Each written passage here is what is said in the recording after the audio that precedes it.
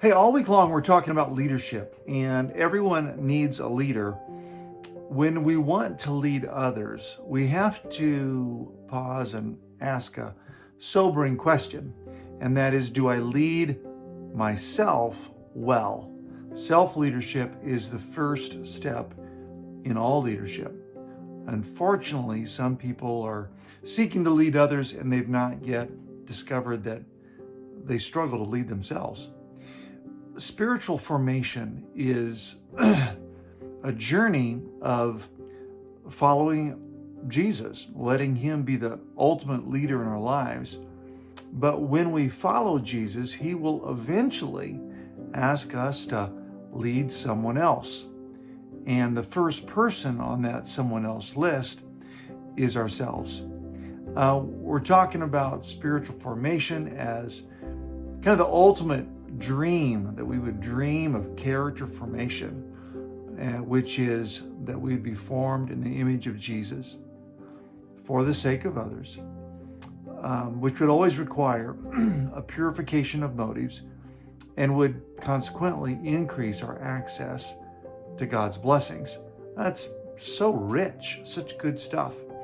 But we have to realize that formation happens as we take on self-leadership to determine how we will conduct our days, how we will organize our life choices.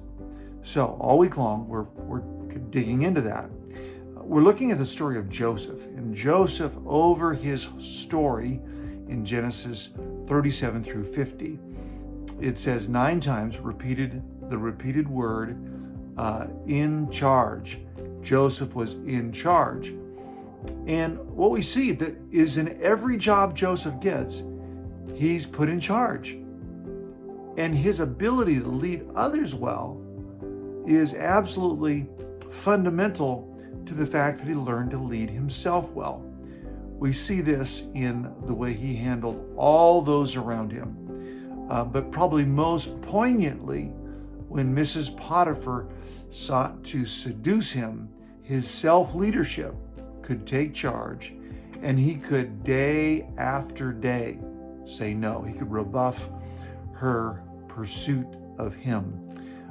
So as we do that, I want us just to recognize that maybe the job inside the job, we talked about that last week, that all of us have jobs. And the sooner we recognize that there's a job inside the job, the better. I talked about my working for UPS as a freshman in college, Des Moines, Iowa. I loaded semi-UPS trucks. Massive job and pressure job. You had to load a certain amount of packages in a certain amount of minutes, and you could not misload, which meant that you could not get a package in a truck that was not supposed to be there. I had to check every zip code to make sure it was the right zip code for that truck.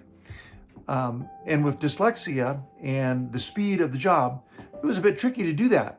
But so the job inside that job was attention. I had to give incredible attention to the job. I said then, when I went to Oregon for college the next year, transferred, one of the first jobs I got was a janitorial job. And this was a job I would do at night. It was a swing shift, and I cleaned the men's restroom. That was one of the big parts to this janitorial job. And the job inside of that job was humility. I couldn't say, this is below me to clean toilets and urinals when men come in and indiscriminately pee all over the wall and everywhere. I had to take a humble posture. There was a job inside the job. Yeah, I had to clean bathrooms, but the job inside the job was I needed to do it with humility in order to do it well. My UPS job, I need to do it with focused attention in order to do it well. There's a job inside your job. And that job inside your job is primarily motivational and attitudinal. Think about it. Your skill says what you can do. Your motivation probably says what you will do, but your attitude says how well you'll do it. It's the job inside the job. How's your self-leadership? How do you do day by day with choosing, selecting the right attitude? Philippians chapter 2, verse 5 says, your attitude should be the same as that of Christ Jesus, who being in very nature God, did not consider equality with God something to be grasped, but made himself nothing, taking the very nature of a servant, being made in human likeness, and being found in appearance as a man. Listen to this. He humbled himself. It's the job inside the job, is to choose our attitude. I quoted last week Viktor Frankl from his little book, Man's Search for Meaning. A great quote last week I shared that between stimulus and response, there is a space. And in that space is our ability to choose our response. And in our response lies our growth and our freedom. Your space, you may not have hardly any space between stimulus and response.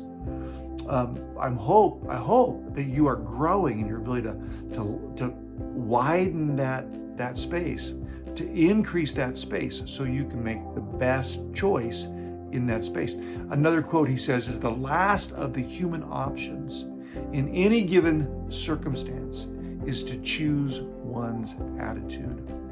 The last of the human options in any given circumstance is to choose your attitude. Today, I hope that you'll choose an attitude just that says, God, teach me. God, work in me. God, work through me. Let my attitude be one that embraces humility, embraces a posture of service, just like Jesus did, because that's who I'm seeking to be like. I'll see you tomorrow. God bless.